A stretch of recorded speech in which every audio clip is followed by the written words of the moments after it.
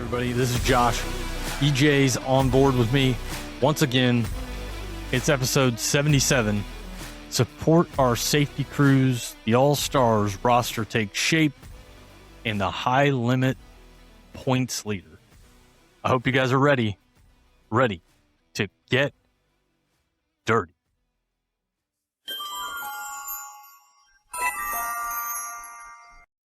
This week in dirt racing history, we're going back to March 25th of 2017 to Mansfield Speedway. In the 410s, Caleb Helms gets the win, DJ Foose in second, and Danny Beaumont would round out the podium. Let me talk to you. This week's talking points: safety crews are a very important part of the sport. Oftentimes the work they do goes unnoticed. Times like these give us perspective. We are grateful for the work all of them do to keep everyone safe, drivers and fans alike. Unfortunately, on March 14th at Kennedale Speedway, the racing community lost Mr. Hurt after he was involved in a fatal accident while responding to an on-track incident. Billy Hurt was involved in the safety and rescue sprint car drivers for over 23 years, helping to lead safety efforts with ASCS, the World of Outlaw Sprint Cars, the Tulsa Shootout, and the Chili Bowl. Mr. Hurt was also in the fire service since 1982, first served as a volunteer before spending 26 years as a career firefighter and EMT. Our thoughts are with everybody that was affected by this terrible incident and something we don't like to see. We really appreciate the safety crews there at EJ. Tough job, and they always do a really good job, and you hate to see something like this happen. Definitely a tough time for our sport, for sure. You don't think of, safety workers and stuff being ones that's actually out there putting their lives on the line and getting hurt like that. But, that's just a sport that we love. And, every part of it's dangerous, from us in the stands being a fan to the driver in the car. Well said. So Speedway Motors owns the dirt track at Las Vegas, and they also own a bunch of other, I guess not a bunch, but a few other premier dirt tracks in the country. Some that include Texas Motor Speedway, Bristol Motor Speedway, I think. Some of the ones at High Limit go a lot and do the weekend with NASCAR. So there was drivers going through the fence and stuff, right through the fence one night. And, it's just, and last year with all the rocks on the surface and people getting injured for quite a few races, and that affected their entire season. So just from these premier tracks, I just don't see why we're not seeing better out of facilities that, NASCAR's backing. Yeah, I completely agree with you on that. I mean, I looked at the schedule for the dirt track at Las Vegas, and besides High Limit weekend, there was no racing there. So, I think that leads to part of these issues. If you're not there somewhat regularly, you're probably not checking on the facility, which leads to stuff like that happening. Luckily, nobody there got hurt this year, but, you would like to see, especially being associated with NASCAR tracks, you'd like to see a little bit more work on the dirt track side. Hopefully, moving forward into 2027, my guess is that the High Limit's going to be back there once again. Maybe they take a step in the right direction there in Las Vegas. Yeah, that's definitely what we hope to see. I seen Zeb Wise on March 13th. He posted, if anyone was ever wondering what the perfect dirt track conditions are, the World of Outlaw show at Kennedale is damn near there. Whoever works the track there deserves a hat shake. That's going still to the premier thing. So yeah, he's wasn't that long ago Zeb was running full time, and obviously now he's still paying attention, and yep. It's good to see stuff like that. You don't always get perfect track conditions. That's pretty rare. So pretty cool to see. Yeah, pretty cool to see Zeb there putting out the hat shake for the track workers at Kennedale. Moving to CBI Industries, where they partner with Spire Motors, and they've got the Triple Crown champ from USAC, Logan CV, driving the 87 sprint car. CV looked pretty good in it so far. It's a pretty slick ride on top of that. Listen, the dude wins in USAC. I don't think that's going to change when he puts the wing on. I think it's going to take time to get accustomed to that. But as we've seen and as we'll talk about here shortly, Terrence Horston's looking pretty good too. Yeah. CV, he's a 4-crown winner before, right? Yep. And he's got, I heard quite a few opportunities with racing with High Limit this year in that ride. So definitely excited to see him get more 410 starts for sure. Yeah, I'm pretty sure there was a 4-crown I was at where he won 3 of the races, one of them that he did not win had a wing on it. So he's in a good ride too. He'll be coming. He'll be coming. Yeah. So, yep. Jason Myers Racing is proud to welcome 14-year-old Jet Barnes for select 360 wing sprint car events this spring. Young kid with a strong work ethic and a passion for the sport. Jet's going to take on a 4-race schedule across Ocean Speedway and Placerville Speedway. Made his debut on March 20th at Ocean Speedway. Younger and younger, they're coming. Did you happen to catch the race on March 20th, EJ? I didn't see the race, but we was talking in the last episode. We did all these young drivers winning these big races with these really national guys, really. And that's always good to see. We'll look to see for more of that. A lot of drivers probably back with the Logan CV. Yeah, I'm just excited where our sport's at and where it's going in the future. Yeah. Yeah, I mean, it's good to see young folks coming up and getting a chance. I mean, I don't know. It seems like that's more commonplace now than it has been in the past. Whether that's right or not, I don't know. But good to see young kids getting a shot, and hope the best there for Jet Barnes. Oh, yeah. So right now, the current 2026 All-Star roster, Zach Hampton in the Ceiling 97, Zane DeVault in the Randerson 14, Todd King in the King 47, Cale Thomas in the Rudzik 49X, Joey Amanti in the JMA 88, Bobby Elliott in the Elliott 5E, Caleb Henry in the RB 101, Keith Sheffer Jr. in the Grove 45, Leighton Wagner in the Wagner 38, Cody Bova in the Bova 20B. Very stout field of cars there, Josh. I'm looking to get to quite a few of these races. What do you think about that field of cars there? Yeah, I was kind of curious there for a while. Zach, I was surprised that they didn't have full timers coming out. That they've been pouring out here in the month of March, right? When the Zach Hampton Ceiling 97 came out, that piqued my interest. Now, I like the All Stars. The All Stars are, the All Stars are in our area. I've always been a fan of the All Stars and Ohio Sprint Speed Week.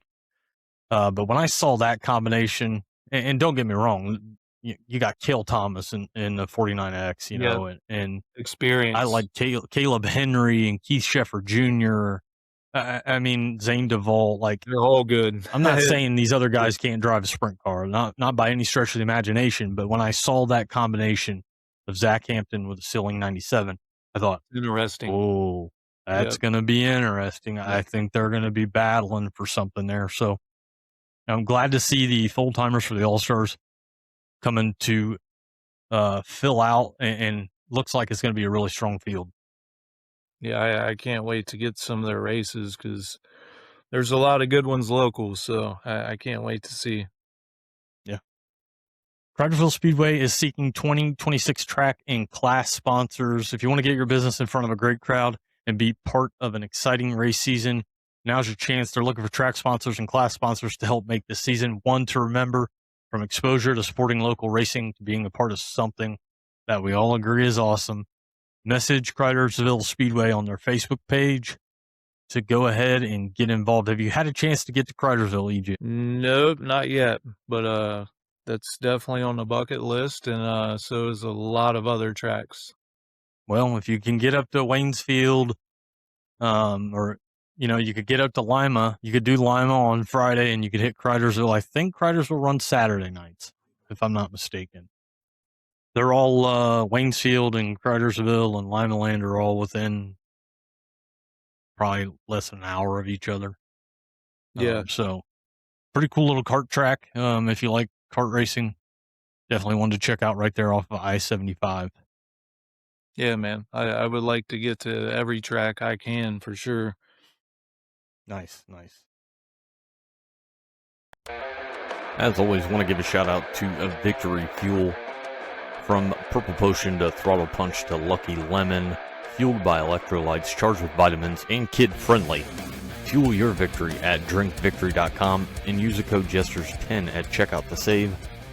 Drinkvictory.com and use the code Jesters10 at checkout to save.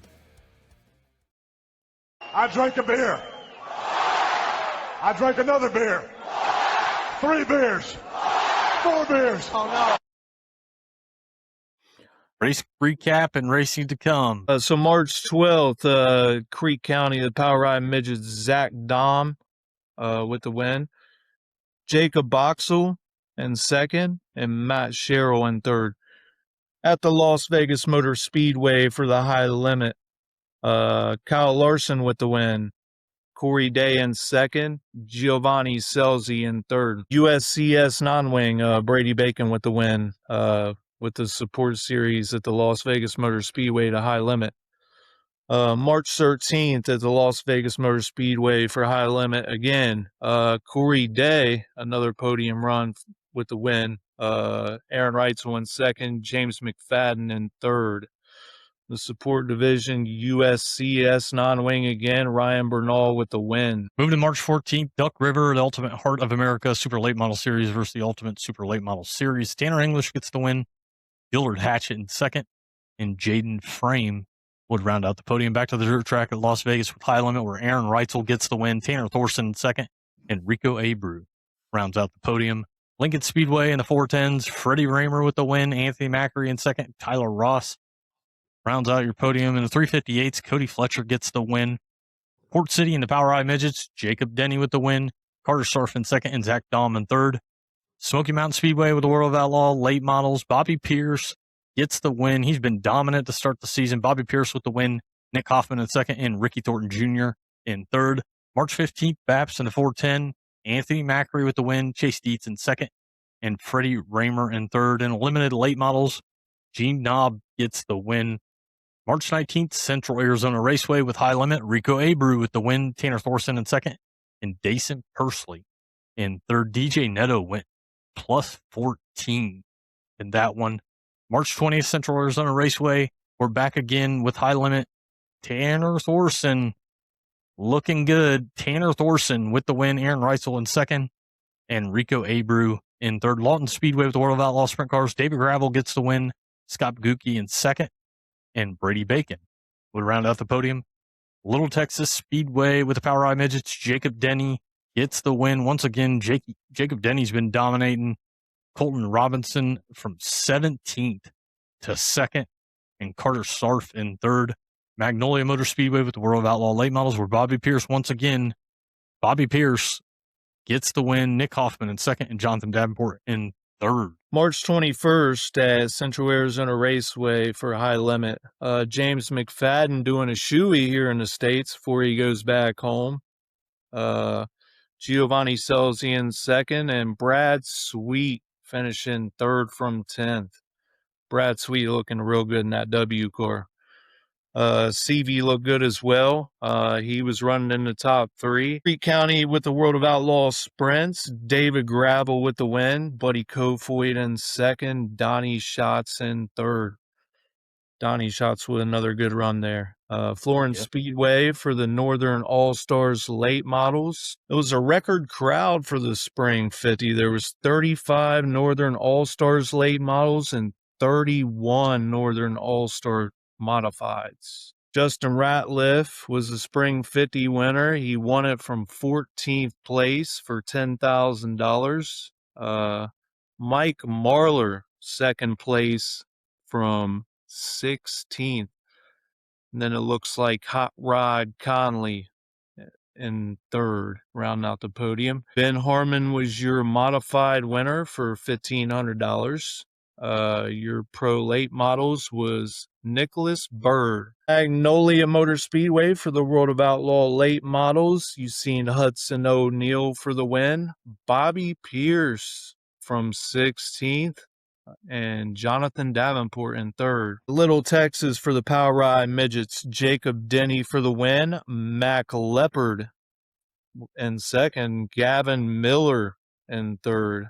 Mac Leopard, he had that awesome Chili Bowl run this year. Yeah, Ohio guy. Yeah, sure is. Paragon for the No Way Out 40. Jake Swanson was your winner.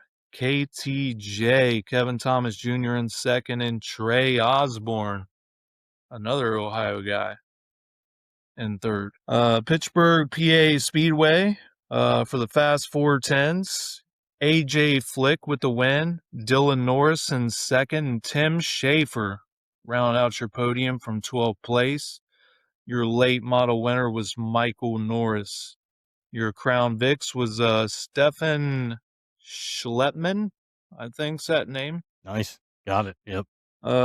So Port Royal for the PA Posse 410s. There's a lot of hype around that series this year. Have you got your subscription for their TV yet? No. We've seen Danny Dietrich with the win, Chase Dietz in second, and Matt Campbell in third. Your late model winner was Trevor Feathers. March 22nd at the Talladega Short Track for Hunt the Front, Hudson O'Neal with the win. Sam Seawright in second and Ryan Gustin in third. Williams Grove for the PA Posse 410s, Lance DeWeese with the win at Williams Grove. Imagine that one.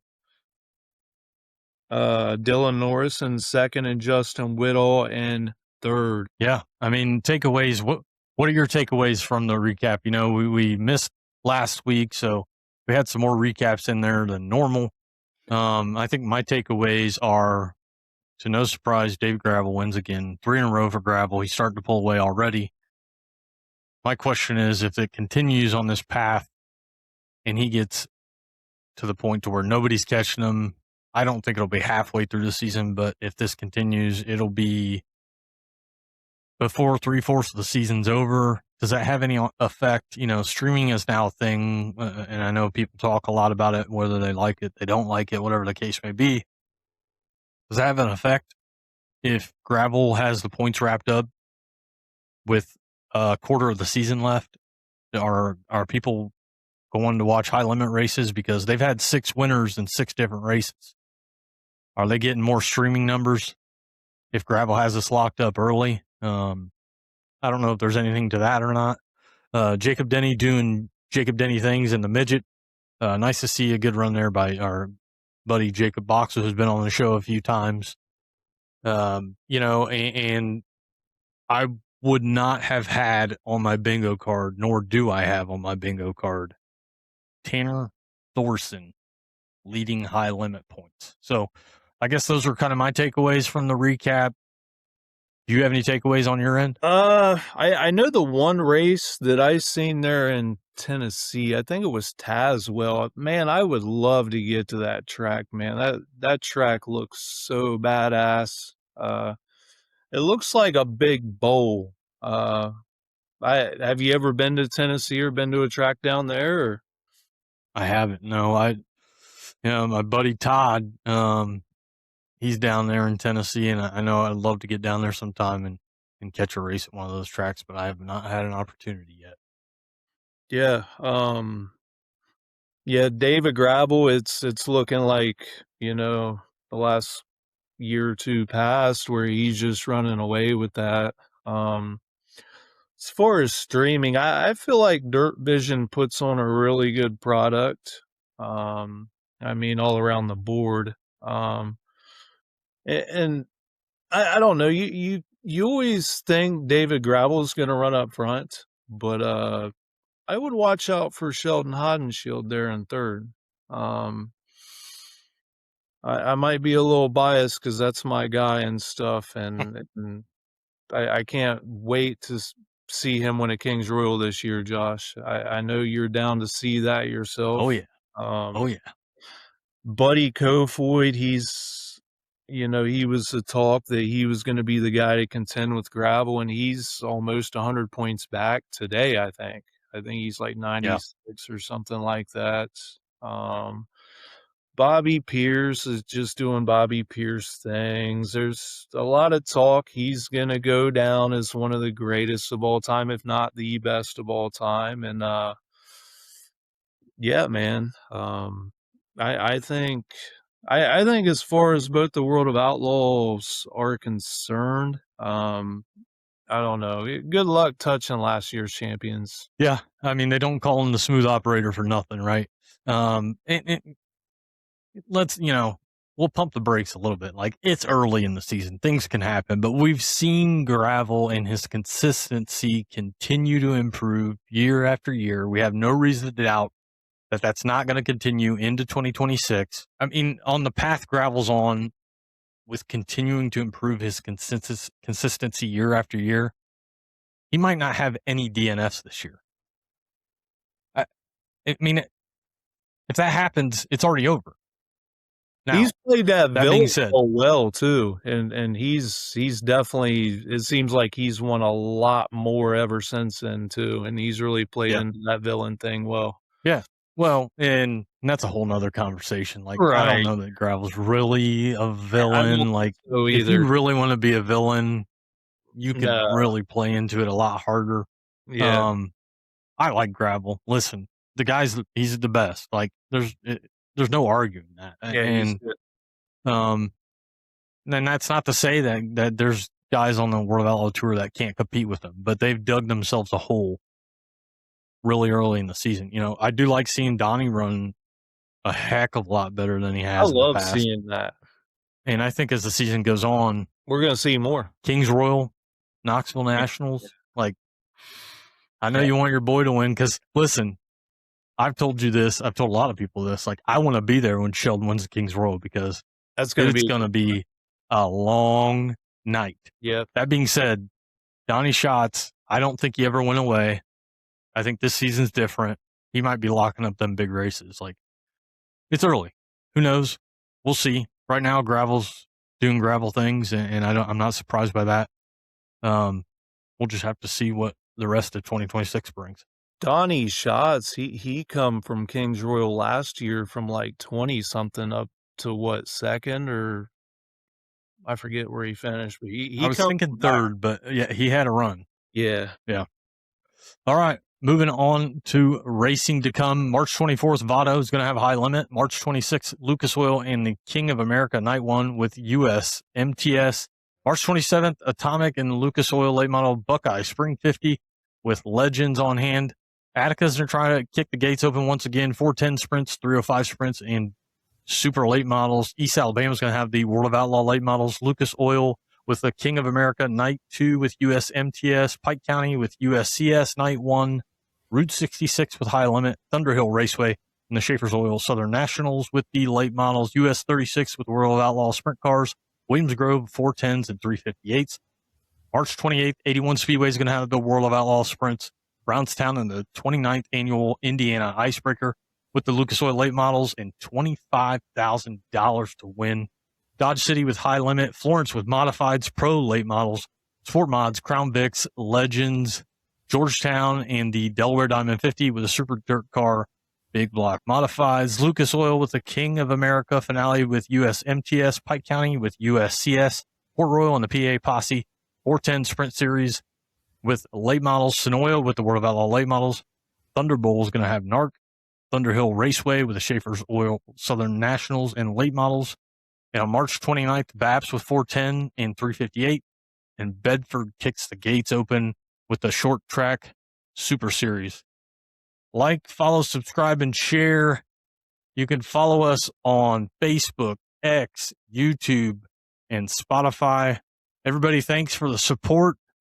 EJ, you got any final words? Like always, Josh, I appreciate the opportunity to be on the podcast. Like always, you're a true professional at what you do, and I appreciate being alongside you. And also, like always, let's go Sheldon, Hod, and Shield. For EJ, this is Josh, and we hope to see you guys at the track.